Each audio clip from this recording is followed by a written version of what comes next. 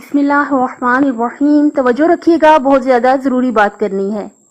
देखिए, मैं आपको हमेशा कहती हूँ, जो मैंने दीन इस्लाम से सीखा है कि हमें चाहिए हम आजिज़ी इख्तियार करें, हम अल्लाह ताला की मखलूक पर रहम करें। हमारे साथ अगर दूसरे बुरा भी सलूक करते हैं तो हम उनसे अच्छा सलूक करें। अब बाज़ लोग ये कहते हैं, अगर हम आजिज़ी इख्तियार करेंगे, अगर हम दूसरों की परवाह करेंगे, अगर हम दूसरों पर रहम करेंगे तो दूसरे हमारे सर पर चढ़ जाते हैं, वो फिर हमारी बात को अहमियत ही नहीं देते, फिर वो तो काम करना ही छोड़ दें अगर हम उन पर रहम करना शुरू कर दें। देखिए, निहायत दुख और अफसोस की बात है कि हमारा अल्लाह पर ईमान किधर गया, हमारा यकीन कामिल किधर गया। देखिए, अगर आप मुझे एक काम करने के या मैं आपको किसी काम के करने के फर्ज करें कि 5,000 रुपए दूं और काम भी इतना जो है मुश्किल ना हो, आसान सा काम हो, मैं आपको फर्ज करें 5-10 हजार रुपया दूं, तो क्या आप उस काम को करेंगे कि नहीं करेंगे? आसान सा काम है, आप लाजमी करेंगे, क्योंकि 5-10 हजार रुपए जो हैं आप कहेंगे चलो ये मिल जाए मुझे।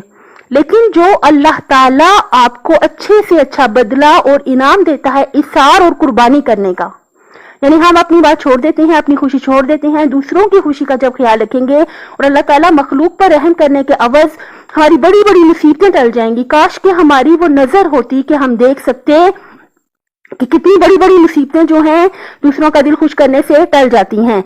हो सकता है खुदा ना खास्ता किसी का एक्सीडेंट होना हो, उसकी टांगें टूट जानी हो, लेकिन ये मुसीबत उसकी टल गई दूसरे का दिल खुश होने से। तो ये अब वो दूसरा जो है, अगर वो आगे से आपकी मतलब के आपकी शुक्रगुजारी नहीं करता या आपके सर पे चढ़ के बैठ गया बकौल आपके, तो आप देखिए कि फायदा किस चीज में है। आपने उसका दिल खुश नहीं किया, नतीजे में क्या हुआ, एक्सीडेंट हुआ, आपकी टांगें टूट गई। अब आप मवाजना कीजिए कि कितनी बड़ी मुसीबत थी जो टल गई।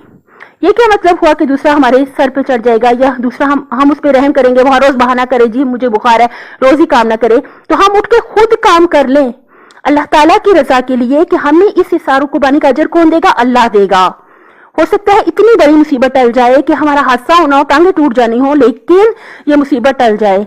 हमारी मौत बहुत सख्ती से आनी हो, लेकिन अल्लाह की मखलूक पर रहम करने की वजह से आसानी से आ जाए। हमें खुदा न खास्ता कब्र का अजाब होना हो, वो टल जाए क्योंकि हमने अल्लाह की मखलूक पर रहम किया। देखिए, अल्लाह ताला पर यकीन कामिल किया कीजिए, और ये छोटी छोटी बहुत छोटी छोटी बातें हैं, इनको इग्नोर कीजिए। अगर कोई आपके सर पर चढ़ के आपसे काम ही कराता जाता है तो आप अल्लाह की रजा के लिए, आपने देखा है कई खवातीन ऐसी हैं कि कितने कितने घरों में काम करती हैं, किस लिए करती है? उन्हें पैसे मिलते हैं।